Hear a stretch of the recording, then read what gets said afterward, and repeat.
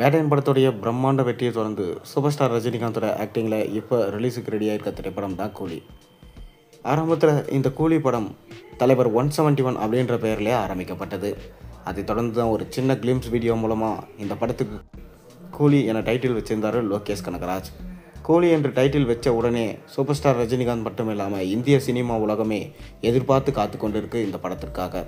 ஆரம்பத்திலே இந்த படம் எல்சிவில் கிடையாது. மேலும் இந்த படம் எடுக்கிறது கொஞ்சம் டைம் எடுக்கும்.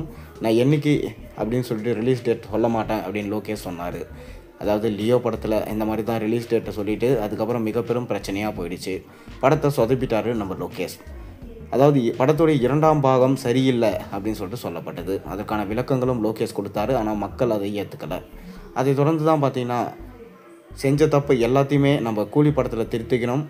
விக்ரம் படம் எப்படி கமலுக்கு ஒரு பிளாக் பஸ்டர் ஹிட் படம் கொடுத்ததோ அதே போல தான் இந்த கூலி படமும் ரஜினிக்கு ஒரு பிளாக் பஸ்டர் ஹிட் படம் தரணும்.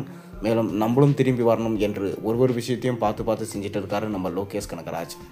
அந்த வகையில் தான் பார்த்திங்கன்னா இந்த படத்தில் சூப்பர் ஸ்டாரோட சேர்ந்து ஷௌபின் ஷாக்கர், உபேந்திரா, நாகார்ஜுனா, ஸ்ருதிஹாசன், சத்யராஜ், அமீர்கான் மற்றும் மிக பெரும் நட்சத்திர பட்டாளமே இந்த படத்தில் நடிச்சிட்டு இருக்காங்க. மேலும் இந்த படம் ஆகஸ்ட் 15ஆம் தேதி ரிலீஸ் ஆகப்படும் என சொல்லப்பட்டு வருது. அதை தொடர்ந்து பார்த்திங்கன்னா இந்த படத்தோட ட்ரெய்லர் குறித்து ஒரு சின்ன அப்டேட் கிடச்சிருக்கு. அதாவது இந்த ட்ரெய்லரில் சூப்பர் ஸ்டார் ரஜினிகாந்த் மட்டும் இல்லாமல் எல்லாரோட கேரக்டர்ஸையும் ஒன்றா காமிக்க போகிறாராம் நம்ம லோகேஷ் கனகராஜ். இது ஒரு புதுவிதமான ஒரு முயற்சியாக இருக்கும் என சொல்லப்படுது. யாருமே இந்தளவுக்கு முயற்சி பண்ணி இந்த ட்ரெய்லரை கட் பண்ணலையாம். அந்தளவுக்கு பார்த்திங்கன்னா பிரமாதமாக இந்த ட்ரெய்லரை கட் பண்ணியிருக்காங்களாம். அனிருத்தோட மியூசிக்கும் இந்த ட்ரெய்லருக்கு பலம் சேர்க்கும் எனவும் சொல்லப்படுது.